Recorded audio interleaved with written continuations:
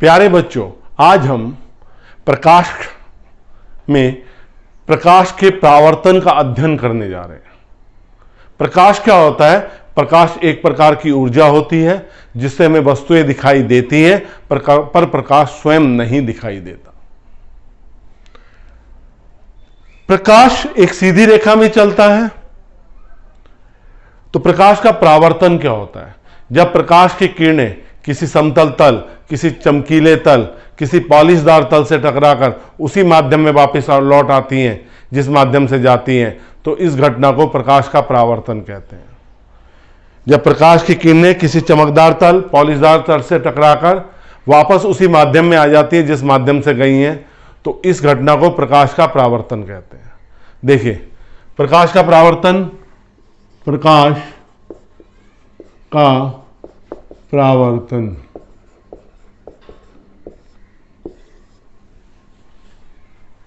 ये एक समतल दर्पण है। दर्पण के एक भाग में पॉलिश होती है और दूसरा भाग परावर्तक होता है। मतलब आती इस तल पे है और ये परावर्तक तल उसे क्या करता है? परावर्तित करता है। तो ये प्रकाश की किरण आई, इस तल से टकराई और उसी माध्यम में वापस लौट गई। इस घटना को क्या कह रहे हैं? प्रकाश का परावर्तन कह रहे हैं। तो प्रकाश के परावर्तन के नियम क्या क्या है? ये क्या होगा इस पे? अभिलंब। अभिलंब, इसे क्या कहेंगे? अभिलंब। ये कौन सी किरण कहलाएगी? आपतित किरण। ये कौन सी किरण कहलाएगी? परावर्तित किरण।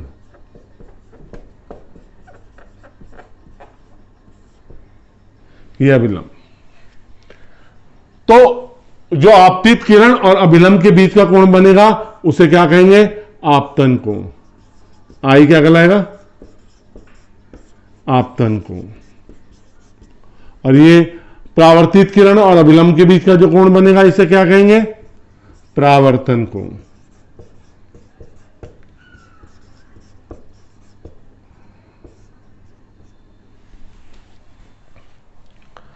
पहला नियम है परावर्तन का, आपतन कोण का मान परावर्तन कोण के बराबर होना चाहिए। दूसरा नियम है आपतित किरण, परावर्तित किरण तथा अभिलंब तल के एक बिंदु पर मिलने चाहिए। तल के एक बिंदु पर क्या होने चाहिए? मिलने चाहिए। आपतित किरण, परावर्तित किरण तथा अभिलंब तीनों एक बिंदु पे क्या होने चाहिए? मिलने चाहिए। अगर प्रकाश की किरण परावर्तक पृष्ठ के अभिलंबवत आती है तो जैसे आई है वैसे ही वापस चली जाएंगे, क्योंकि इसके आपतन कोण का मान और परावर्तन कोण का मान क्या है? 0 है।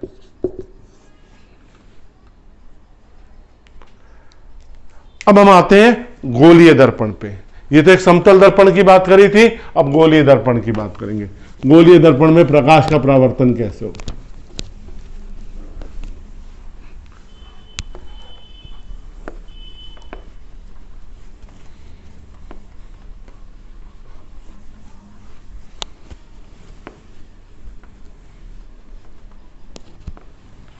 गोलीय दर्पण होते क्या है? गोलीय दर्पण बनते कैसे हैं पहले ये समझेंगे हम। हमें पता है दर्पण कैसे बनता है। जब एक पृष्ठ पॉलिशदार होता है, पॉलिश कर दी जाती है, तो और दूसरा पृष्ठ परावर्तक तल का काम करता है। तो एक खोखला गोला है कांच का, इस खोखले गोले के केंद्र है C। इसके एक भाग को ऐसे काट दिया गया, दूसरे भाग को ऐसे काट दिया। इस भाग में, अंदर वाले भाग में पॉलिश की गई,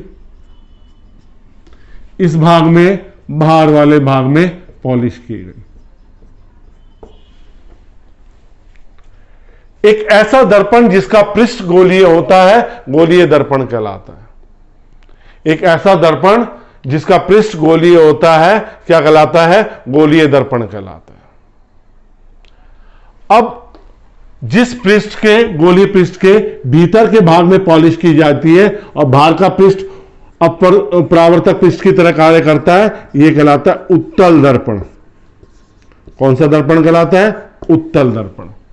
जिसके गोलीय दर्पण में बाहर के पृष्ठ में पॉलिश की जाती है, अंदर का पृष्ठ परावर्तक होता है, यह क्या कहलाता है? अवतल दर्पण। अवतल दर्पण। जिस गोले को काटकर, जिस खोखली गोले को काटकर ये दर्पण बनाए जा रहे हैं, उसका केंद्र क्या कहलाता है? वक्रता केंद्र। क्या कहलाता है? वक्रता केंद्र। और इस पृष्ठ की त्रिज्या, इस गोले की त्रिज्या क्या कहलाती है? हमारी वक्रता त्रिज्या। जिस गोले को काटकर दर्पण बनाए गए हैं उसकी त्रिज्या क्या कहलाती है? वक्रता त्रिज्या।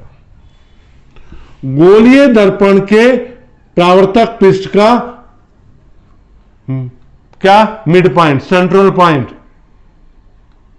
वो क्या कहलाता है? ध्रुव कहलाता है। क्या कहलाता है? ध्रुव। मिड पॉइंट जिसे कहते हैं, ये क्या कहलाता है? ध्रुव कहलाता है। जो रेखा ध्रुव और वक्ता केंद्र से होकर पास होती है, इसे क्या कहते हैं? मुख्य अक्ष कहते हैं। क्या कहते हैं? मुख्य अक्ष।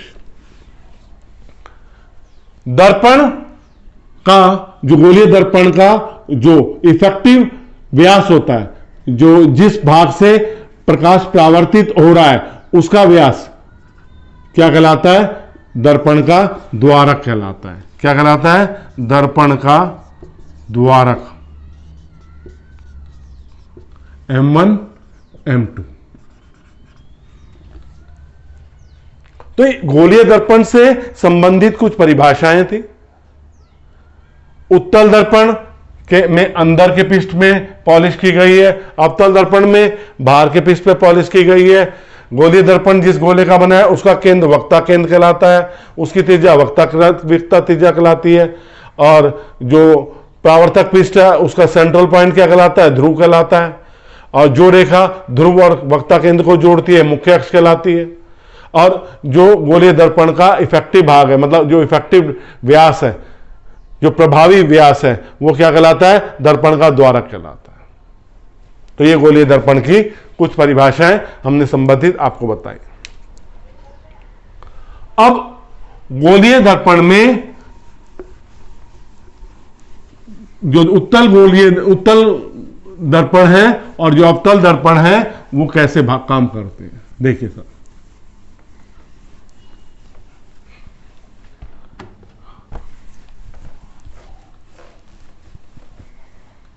देखिए, ये कौन सा दर्पण है?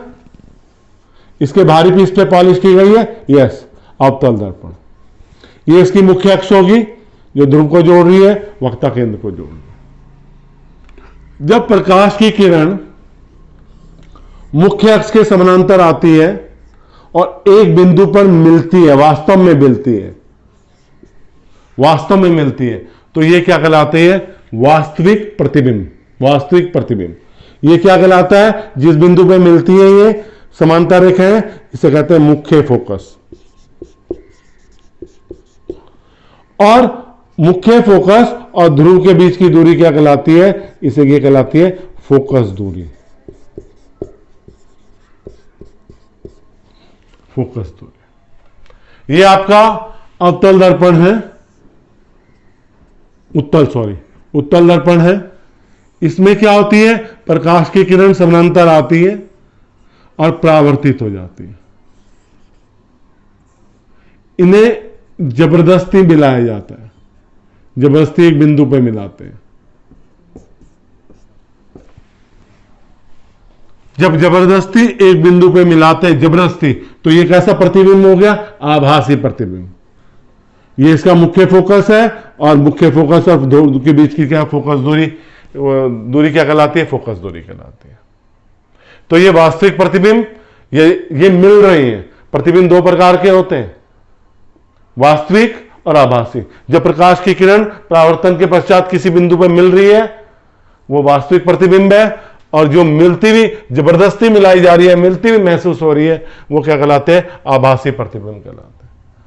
तो यहां ये क्या है? इसका मुख्य फोकस।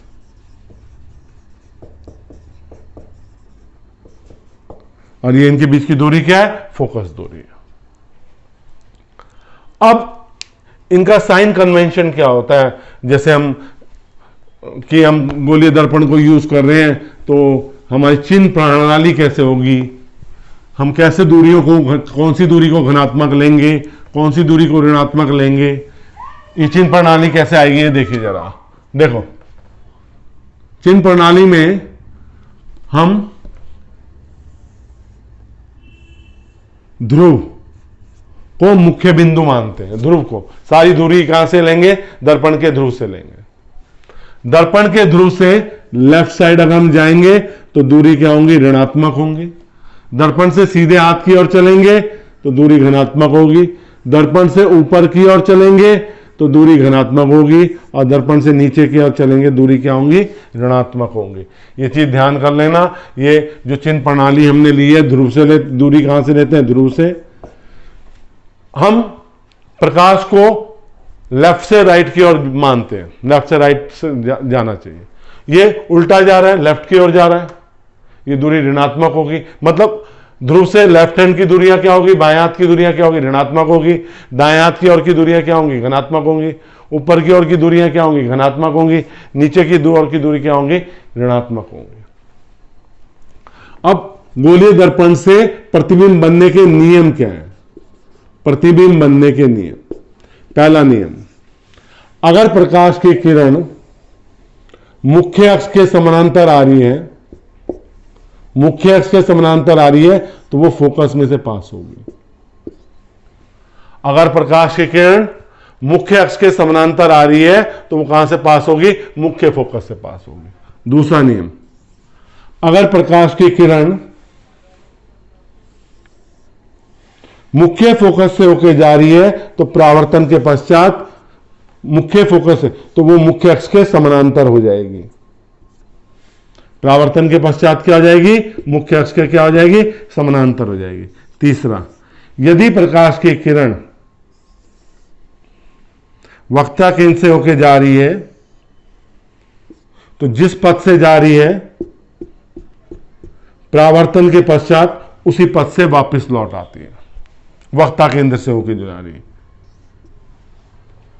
तो तीन नियम है हमारे। अगर प्रकाश की किरण मुख्य अक्ष के समानांतर आ रही है, परावर्तन के पश्चात मुख्य फोकस से होकर जाएगी। अगर प्रकाश की किरण मुख्य फोकस से होकर जा रही है तो परावर्तन के पश्चात मुख्य अक्ष के समानांतर हो जाएगी। और प्रकाश की किरण वक्ता केंद्र से होकर जा रही है तो अगर दर्पण पे आपतित होती है तो जिस पथ से जाती है उसी पथ से वापस लौट आती है। ठीक है। अब हम अवतल दर्पण से प्रतिबिंब का बनना, किन किन स्थितियों में प्रतिबिंब बनता है अवतल दर्पण से, उसका अध्ययन करेंगे।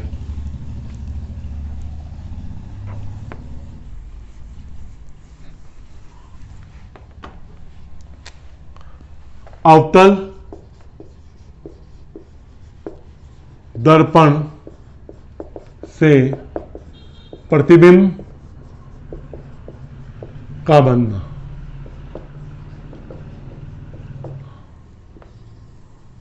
पहला केस, वस्तु कहां पे है?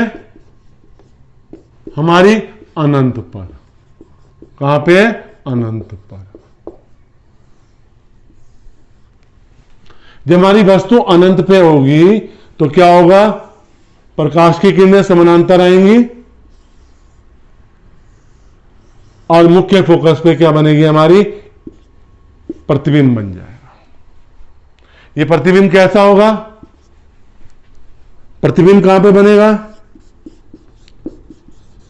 प्रतिबिंब बनेगा हमारा फोकस पर। कैसा होगा? वास्तविक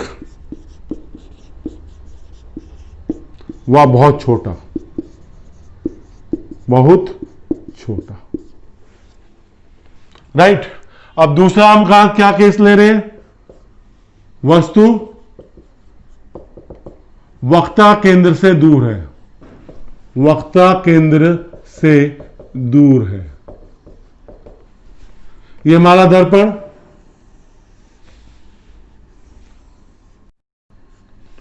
ये हमारा फोकस या वक्ता केंद्र से दूर है, तो प्रकाश की किरण कैसे जाएगी?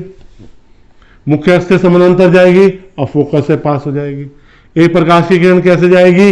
वक्ता केंद्र से होके जाएगी, दर्पण पे आपतित होगी, जिस पथ से आएगी उस पथ से लौट जाएगी। दोनों जहां पे मिलेंगी, ये फोकस है और ये वक्ता केंद्र है और ये वस्तु है, दोनों जहां पे मिलेंगी वहां पे क्या बनेगा? हमारा प्रतिबिंब बनेगा। ये प्रतिबिंब कैसा होगा? आई डैश प्रतिबिंब। प्रतिबिंब कहां पे बनेगा हमारा? हमारा प्रतिबिंब बनेगा सी व एफ के बीच।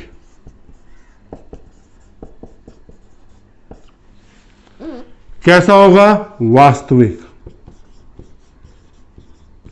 उल्टा व छोटा। साइज में क्या होगा? छोटा होगा। तो अनंत पे जब वस्तु थी तो प्रतिबिंब फोकस में बना, जब वस्तु वक्ता केंद्र से दूर है तो प्रतिबिंब सी और एफ के बीच में बना, वास्तविक था, उल्टा था और छोटा था। अब हम तीसरा केस लेते हैं इसमें।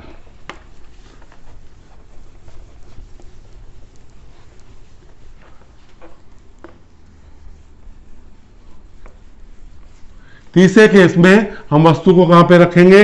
वक्ता केंद्र पर रखेंगे। वस्तु को हम कहां रखेंगे? वक्ता केंद्र पर। तीसरा केस, हमारी वस्तु कहां पे? वक्रता केंद्र पर, वक्ता केंद्र सी पर। देखो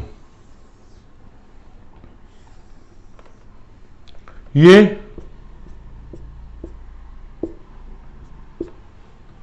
वक्ता केंद्र पर एक वस्तु रखी हुई है, प्रकाश की किरण मुख्य अक्ष से समानांतर गई। राइट। कहां से पास हुई? फोकस से पास हुई। एक प्रकाश की किरण फोकस से गई, कहां पास हुई? वक्ता केंद्र मुख्य अक्ष के समानांतर हो गई। जो मुख्य अक्ष से समानांतर हुई थी, फोकस से पास होके हमारा प्रतिबिंब कहां पे बना? आपका जहां पे वस्तु रखी थी वक्ता केंद्र पर, वहीं पे हमारा क्या बना? प्रतिबिंब बना। प्रतिबिंब कहां बना? सी पर, मतलब वक्ता केंद्र पर। कैसा? वास्तविक, उल्टा व समान आकार का, समान आकार।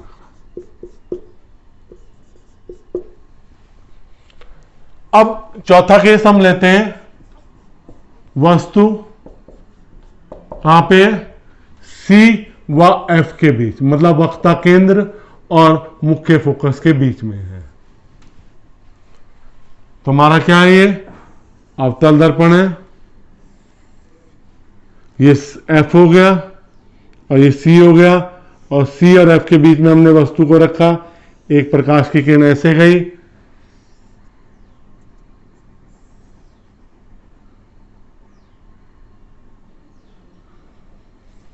तो क्या होगा? एक प्रकाश की किरण ऐसे गई और एक प्रकाश की किरण कहां पे गई? दर्पण से टकराई।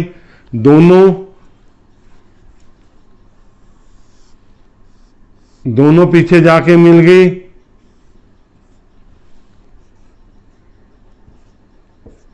ये वापस लौट के आई। जो वक्ता केंद्र से प्रकाश की किरण गई थी, ये सी और ये एफ। तो हमारे प्रतिबिंब कहां बना? सी के पीछे। कैसा प्रतिबिंब है? वास्तविक प्रतिबिंब, आई डैश।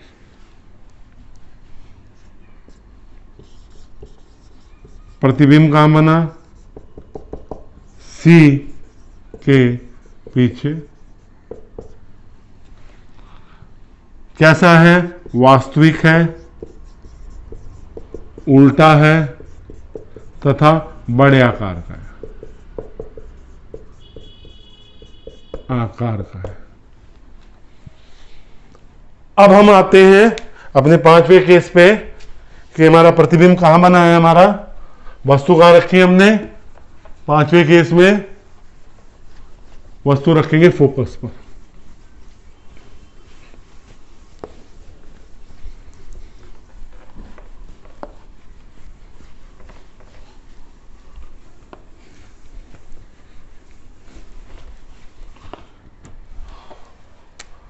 पांचवा केस, वस्तु हमने कहां पे रखी? फोकस एफ पर। तो ये हमारा अवतल दर्पण है। हमने वस्तु को फोकस पे रखा, प्रकाश की किरण समानांतर आई, फोकस से गई, प्रकाश की किरण वक्ता केंद्र से आ रही है, दर्पण पे आपतित हुई, वापस वक्ता केंद्र से गई। ये कहां पे प्रतिबिंब बन रहा है? अनंत पर। ये प्रकाश की किरणें मिल नहीं रही है, ये एक दूसरे के समानांतर हो गई हैं। तो ये ओ डैश है पर हमारी वस्तु, हमारा प्रतिबिंब कहां पे बन रहा है? हमारा प्रतिबिंब बन रहा है अनंत पर। कैसा बन रहा है प्रतिबिंब? वास्तविक, उल्टा तथा बहुत बड़े आकार का, बहुत बड़े आकार का।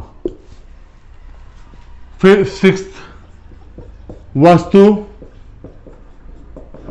फोकस व ध्रुव के बीच में है। वस्तु को हमने फोकस और ध्रुव के बीच में रखा। जब वस्तु को फोकस और ध्रुव के बीच में रखा तो क्या होगा?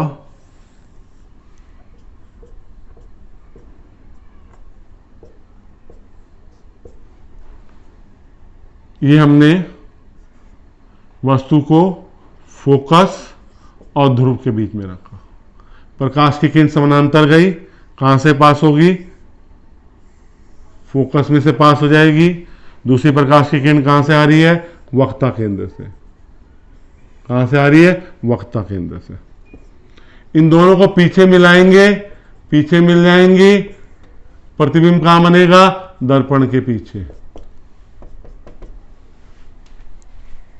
प्रतिबिंब कहां बनेगा?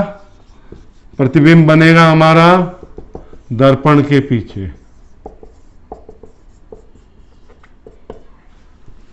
कैसा होगा? आभासी, सीधा व बड़ा, बड़े आकार का।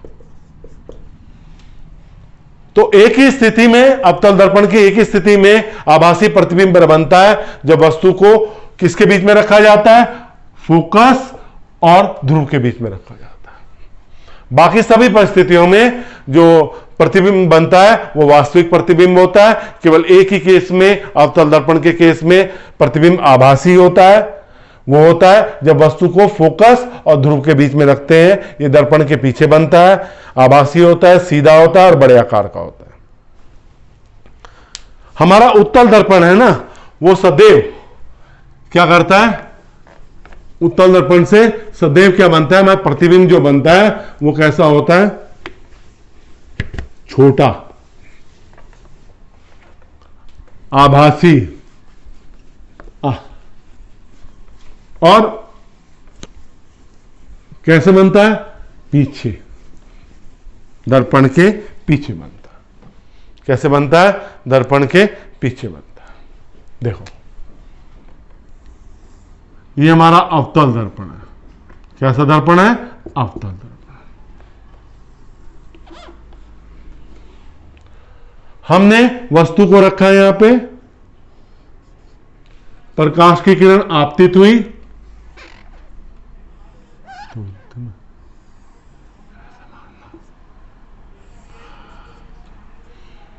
तो अब ये प्रकाश की किरण वक्ता केंद्र पे जा रही है सी, क्योंकि वक्ता केंद्र से प्रकाश की किरण जो का क्या होता है कि जैसे जाती है वैसे वापस आती है। इसे पीछे मिलाया, ये कहां पे मिला? फोकस पर। तो जहां पे दोनों प्रकाश की किरण मिली वहां पे प्रतिबिंब बना आई आई डैश। आभासी, सीधा और बहुत छोटा। प्रतिबिंब कहां बना? दर्पण के पीछे। दर्पण के पीछे कैसा है? आभासी, सीधा व छोटा। इस कारण से, इस दर्पण के गुण के कारण से इसको कहां यूज किया जाता है? Rear view mirror of cars, trucks, vehicles में। जो व्हीकल्स होते हैं, या स्कूटी हो, कुछ भी हो, जो उनके रेयर व्यू मिरर होते हैं, जो दर्पण होते हैं, जो पीछे से देखने के लिए यूज होते हैं, वो कौन से दर्पण होते हैं? उत्तल दर्पण होते हैं। बहुत बड़ा आकार बहुत छोटे में दर्पण में हमें दिखाई देता है, और प्रतिबिंब आभासी होता है। उसमें लिखा होता है the objects are appear closer than what they are position, मतलब ऑब्जेक्ट अपनी स्थिति से पास हैं, दिखते हैं इसमें। तो हमें एक जजमेंट करना पड़ता है उसमें कि कितने पास बनने लगे।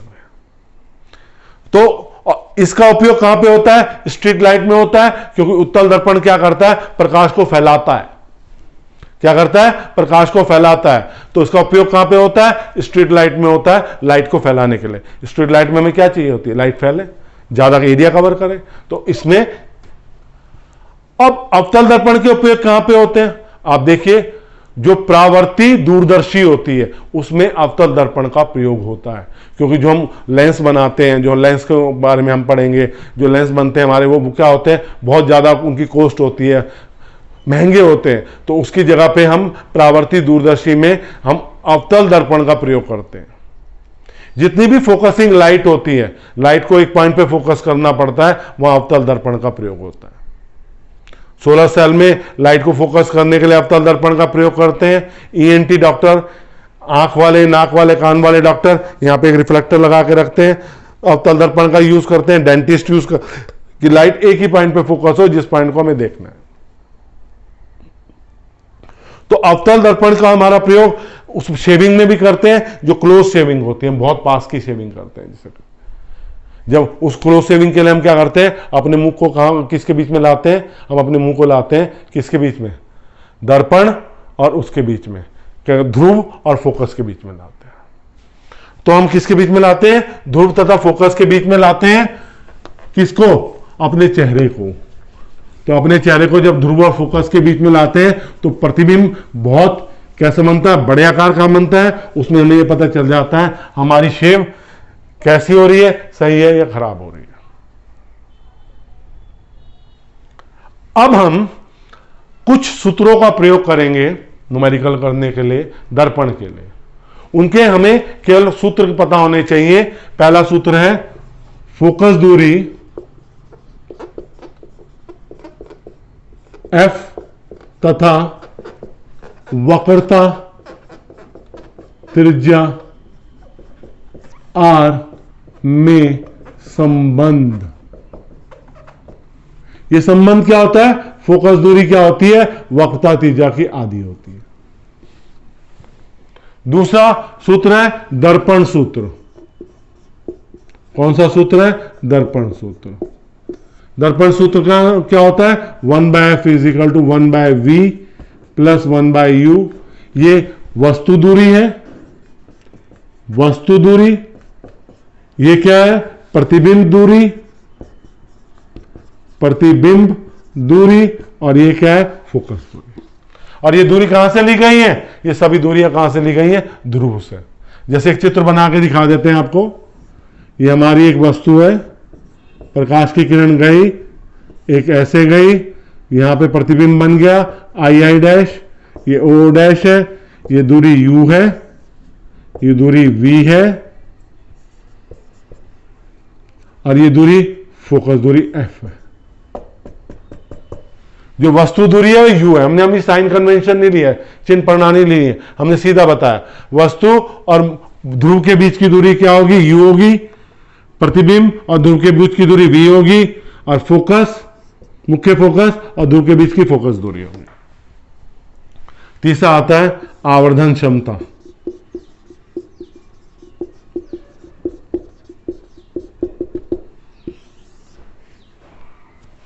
जो किसी दर्पण के लिए उसके प्रतिबिंब के आकार तथा वस्तु के आकार के अनुपात को क्या करते हैं, लीनियर मैग्निफिकेशन, मतलब आवर्धन क्षमता कहते हैं, मैग्नीफाइंग पावर, मैग्निफिकेशन। इसका एक और सूत्र होता है m is equal to minus V upon U. ये वस्तु का आकार है, यहां पे मेंशन कर देते हैं वस्तु का आकार है, और ये किसका आकार है, प्रतिबिंब का आकार है। किसी दर्पण के लिए प्रतिबिंब के आकार तथा वस्तु के आकार के अनुपात को रेखीय आवर्धन कहते हैं। क्या कहते हैं, रेखीय आवर्धन, सॉरी ये क्या कहलाता है, रेखीय आवर्धन। मैग्नीफाई वो तो अलग थी बेटे, रेखीय आवर्धन। अब अगर m ऋणात्मक है तो ये कैसा होगा, वास्तविक प्रतिबिंब है आपका, वास्तविक प्रतिबिंब है आपका। और m अगर धनात्मक है तो कैसा है, आभासी प्रतिबिंब है।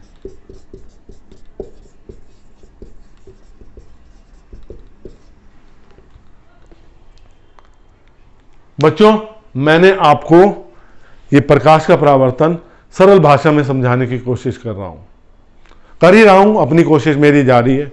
और आपको समझ में आ रहा है तो मेरा प्रयास सफल हो रहा है। अगर मेरा पढ़ाना अच्छा लग रहा है, आप मेरी वीडियो लगातार देख रहे हैं, तो वीडियो को लाइक जरूर करते रहिए। कमेंट्स कर सकते हैं तो कमेंट्स जरूर कीजिए, और बेटे शेयर जरूर कीजिए। जैसे आपको किसी ने बताया, आपको पता चला, आप दूसरे को बताइए, शायद दूसरे बच्चे जो समझ नहीं पा रहे उन्हें भी समझ में आ जाए। और मेरे चैनल को सब्सक्राइब तो आपने कर ही रखा होगा, और नहीं किया तो सब्सक्राइब जरूर कीजिए। आपको जो भी नई वीडियो आएगी उसकी इंटीमेशन होती रहेगी। धन्यवाद।